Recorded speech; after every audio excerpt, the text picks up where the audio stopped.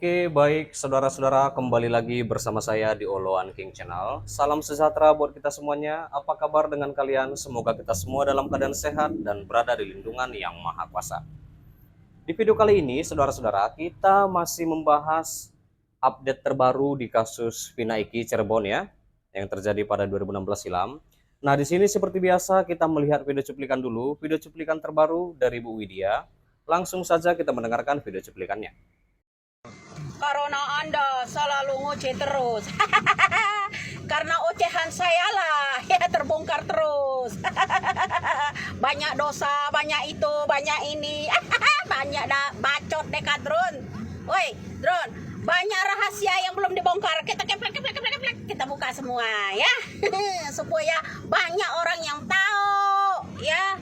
Biarkan Kadrun Bani Zodot Ibnu Kampret ngomong begitu ya.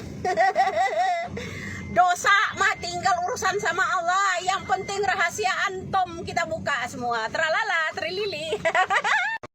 Nanya bun, bisa kampanye seperti Gibran? Kamu meremehkan saya. Jangankan Gibran, bapaknya dulu. Saya yang kampanye, anggota saya per gedung itu berapa? Ya, keluarkan uang sendiri. Emang saya dapat ganti dari Bapak Jokowi? Nggak pernah. Ya, dengar. 3.000 catering itu kita semua loh yang iniin. Pakai uang sendiri, nggak ada minta tanya sama Bapak M. Syukur Nababan. Pernah nyumbang nggak M. Syukur Nababan buat donasi saya orang-orang kampanye? Tanya tuh sama M. Syukur Nababan kala itu. Pernah nggak ngasih uang kita Pak M. Syukur Nababan itu? Tim sesnya itu janji-janji itu dulu. Pernah nggak ngasih uang? Nggak pernah. Itulah perjuangan Widya. Saya tanya balik sama Anda. Ketika anggota-anggota DPR itu dilantik pada tanggal 1 Oktober kemarin, kenapa Gibran tidak hadir di gedung DPR tersebut? Seperti yang namanya Prabowo. Katanya calon presiden kalian itu Prabowo Gibran, di mana wakilnya? Prabowo Gibran, di mana Gibrannya? Pada saat pengumuman pelantikan yang namanya anggota-anggota baru yang saat ini ditugaskan di dalam gedung-gedung DPR mewakili rakyat, di mana Gibran? Saya tanya. Ada hadir? Nggak ada. Setiap pertemuan, setiap ada acara, selalu Prabowo seorang diri. Mana yang katanya Prabowo Gibran? Apakah pertanyaan saya, apakah Prabowo selama ini mengangkat nama Gibran itu agar menaikkan elektabilitasnya? Nggak sungguh-sungguh. Beberapa kali ada pertemuan, hanya Prabowo saja. Wakilnya mana? Nggak ada nongol. Apalagi pada saat yang namanya pelantikan, yang namanya anggota-anggota DPR, semua pendukung-pendukung yang 58 itu ya. Saudara-saudara, kita sudah menyaksikannya. Bagaimana menurut tanggapan kalian? Silahkan tinggalkan di kolom komentar ya. Nah, untuk update terbaru di kasus Vina, saudara-saudara, di sini dikatakan bahwa Pengadilan Negeri Cirebon kembali menggelar sidang peninjauan kembali terkait kasus Sudirman, di mana terpidana kasus Vina Cirebon ya, saudara-saudara, itu pada Jumat 4 Oktober 2024. Di mana sidang kali ini menghadirkan dua saksi penting, yaitu ahli pidana, yaitu yang bernama Asmi Syahputra dan politisi Deddy Mulyadi, yang diharapkan bisa memberikan keterangan kunci dalam permohonan peninjauan kembali ini. Iya. Asmi Syahputra, yaitu ahli pidana yang juga menjabat sebagai Dekan Fakultas Hukum Universitas Trisakti, memberikan keterangan sebagai saksi ahli ya, saudara-saudara. Dan dalam sidang tersebut, Asmi menyampaikan bahwa sebuah sidang yang telah memiliki kekuatan hukum tetap atau ingkrah dapat dinyatakan tidak sah apabila ditemukan pelanggaran prosedur hukum. Ya, tadi saya sampaikan terkait kasus ini, saya mengilustrasikannya seperti sebuah bangunan yang sudah berdiri.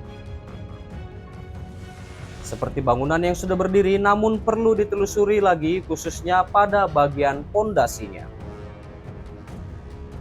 kata Pak Asmi ya. Nah, lalu Segala hal yang berkaitan dengan sistem peradilan pidana, mulai dari kepolisian, kejaksaan, hingga putusan pengadilan harus dibongkar untuk melihat apakah ada pelanggaran hukum acaranya. Kata Pak Asmi itu saat diwawancarai ya, selepas sidang, saudara-saudara.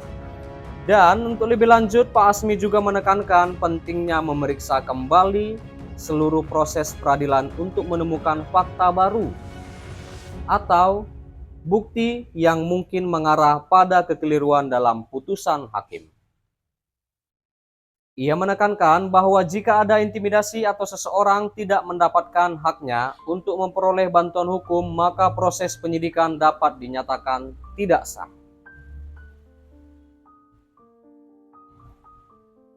Penyidikan yang didasarkan pada intimidasi atau tanpa bantuan hukum, maka penyidikan itu menjadi tidak sah. Lanjut Pak Asmi, jika kemudian hasil penyidikan ini digunakan dalam dakwaan dan diambil oleh hakim dalam pertimbangan putusan, maka ini bisa disebut sebagai peradilan sesat.